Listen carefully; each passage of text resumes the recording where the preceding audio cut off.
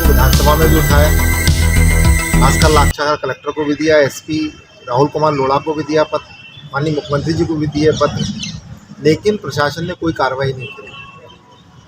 फिर दिनांक 23/2/2024 को जब कमलेश्वर डोडियार वहाँ से गुजर रहे थे तो ग्रामीणों ने कमलेश्वर डोडियार जी को घेर लिया और कहा कि अवैध काम कर रहा है, आप चलिए।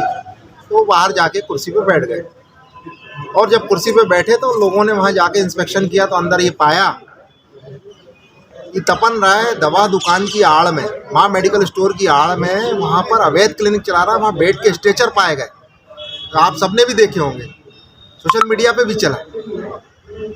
और वहाँ अवैध गर्भपात हो रहा है, बॉटल्स पड़ी, इंजेक्शंस पड़े। वहाँ डॉक्टर हिमांशु राय बीएमओ जो बाजना के थे वो भी थे, जितेंद्र रायकवाड़ जी थे, और विधायक जी ने उस समय लिख के दिया था मैं यहाँ पे बैठा हूँ, मेरी जान को खतरा है, क्योंकि वो माफिया है, तपन रहा है। अभी उसके फेसबुक आईडी पे चल रहा है रिवॉल्वर रख के और पैसे की गड्डी रख के 500 एप्पल का मोबाइल रख के व्हाट्सएप पे डाल रहा है। तो उसके बाद हथियार कहाँ से आए? और वो हथियारों की कहीं तस्करी में तो नहीं लिप्त है इस अंचल में, झाबुआ अलीराजपुर और रतलाम अंचल में कहीं उसके तार जो है हथियारों के शोधनों से नहीं जुड़े? इस पर पुलिस विवेचना नहीं कर रही, जांच नहीं कर रही। और हमारी स्पष्ट मांग थी कि पूरे घटनाक्रम, जब आप 1 करोड़ रुपए का आरोप लगा रहा है कोई व्यक्ति, उसको भी न्याय मांगने का अधिकार है, तो आप इस पूरे मामले घटनाक्रम की एडीजी सीआईडी से एसआईटी बना के जांच करा लीजिए।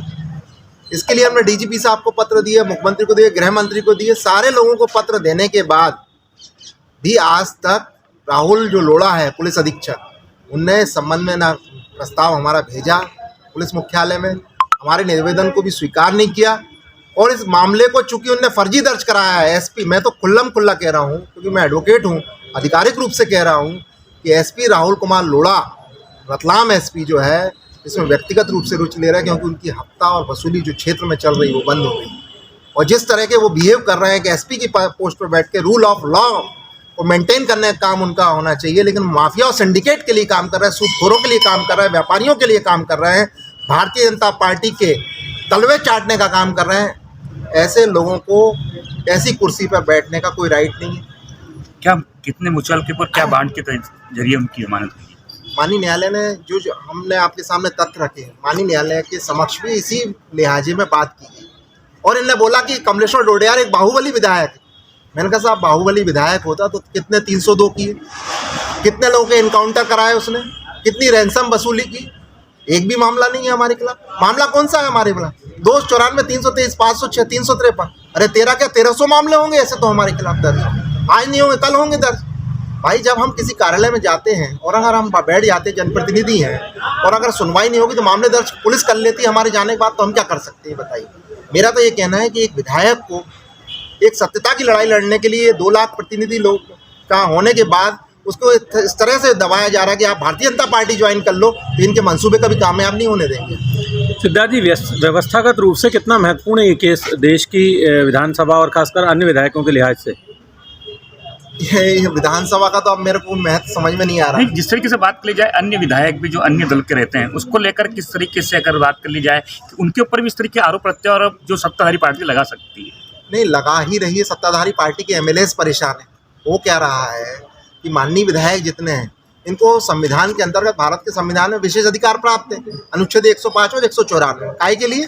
कि उनका कोई पत्र आता है तो आप त्वरित गति से कार्रवाई करें, 3 दिन में आप उनको जवाब दें। जीएडी से 20 सर्कुलर निकले।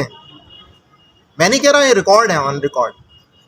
माननीय के पत्रों पर रद्दी की टोकरी में डाल दिया जाता है। उन पत्रों को, अलग से बात आएगी, उन पत्रों को आप बी कैटेगरी में डाल करके और उस पर लिख देते नियम अनुसार कार्रवाई की जाए। तब 20-25 दिन बाद ये पत्र आता है। तो जब माननीय की सुनवाई नहीं होगी, विधायक की सुनवाई नहीं होगी, तो आम आदमी फरियाद लेके जब जन सुनवाई में जाता है, उसकी क्या सुनवाई होगी? और इस पूरे निर्णय में, ये मेरे पास सर्टिफाइड कॉपी भी आ गई, इस पूरे निर्णय में कोर्ट ने ये माना है कि कोई भी व्यक्ति के ऊपर अगर कोई अपराध दर्ज है तो इसका मतलब वो अपराधी नहीं हो जाता।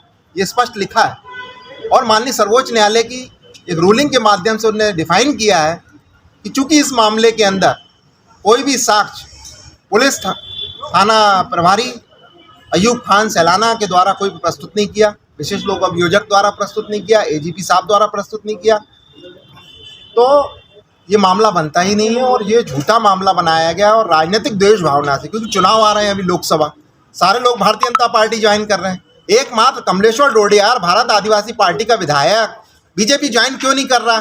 उसको टॉर्चर किया जाए, उसको परेशान किया जाए, केस लाद दिए जाए। उसमें यहाँ तक कहा गया, जो पुलिस ने प्रतिवेदन भेजा है न्यायालय के अंदर कि साहब हमें कोर्ट की कॉपी नहीं मिली। कोर्ट ने कहा 5:53 पे आपको रिसीव हुई है थाने के अंदर, और अगर आप कल डायरी लेके नहीं आए तो मैं एक तरफा सुनवाई करूँगा। डायरी छुपा रहे, कोर्ट कह रही, पुलिस कहती कि हम तो ये अपराधी हैं, हम ये डॉक्यूमेंट्स पेश कर रहे हैं, लेकिन यहाँ पुलिस कह रही कि नहीं 18 तारीख को सुनवाई करना। कोर्ट ने कहा कि हम तारीख हम तय करेंगे, थाना प्रभारी तय नहीं करेंगे। ये सब चीज़ें ऑर्डर शीट पे आई हैं और ये एक रूलिंग बन गई पूरे मध्य प्रदेश के लिए, पूरे देश के विधायक सांसदों के लिए कि किस तरह से पुलिस प्रशासन, कोई भी सत्ताधारी पार्टी हो, वो ये प्रताड़ित करने की कोशिश करती है कि विधायक हमारे हिसाब से चले, और जो कार्यपालिका है वो इस समय हावी है पूरे सिस्टम पे, वो जैसा चाह रहे वैसा हो रहा है। विधायकों को कोई बात की कोई वजन रह नहीं गया, सांसद को कोई वजन नहीं रह गया, वो एक पार्टी का कार्यकर्ता बन के काम कर रहा है, छुटभैया नेता टाइप का, उसका कोई मान सम्मान बचे नहीं, चाहे भारतीय जनता पार्टी हो चाहे कांग्रेस हो। आपका नाम? मैं डॉक्टर सिद्धार्थ गुप्ता।